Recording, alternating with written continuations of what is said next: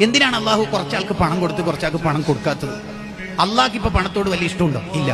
അള്ളാഹിന്റെ ഇഷ്ടത്തിന്റെ അടയാളാണോ ഒരാളുടെ ബിസിനസ്സിൽ ബർക്കത്ത് കിട്ടുന്നത്? അല്ല അല്ല അല്ല. അങ്ങനെയെങ്കിൽ എങ്ങനെ ഫിറൗൻ പണക്കാരനായത്, കാറൂൻ പണക്കാരനായത്, എങ്ങനെ അബൂജഹൽ കോടീശ്വരനായത്?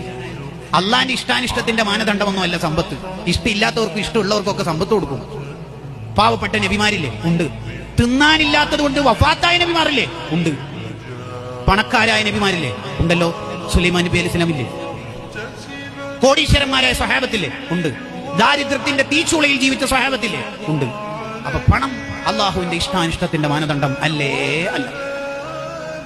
പിന്നെന്തിനാ അള്ളാഹു ഇങ്ങനെ സംവിധാനിച്ചത്?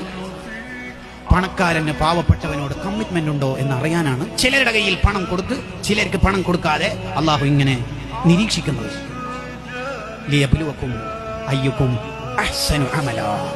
എങ്ങനെയുണ്ട് നിന്റെ പണം കയ്യിലെത്തുമ്പോൾ നിന്റെ മനസ്സും നിന്റെ ജീവിതവും എന്ന് നോക്കാനാണ്.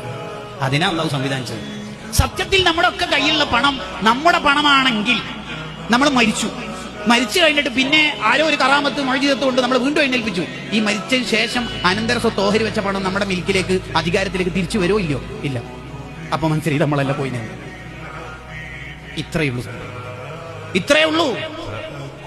ഉപ്പ 25 കൊല്ലമായി കെട്ടിവെച്ചിരിക്കുന്ന വാച്ചാണ്. നമ്മളെല്ലാം ഉപ്പാന്റെ ഊരിയെടുത്തു.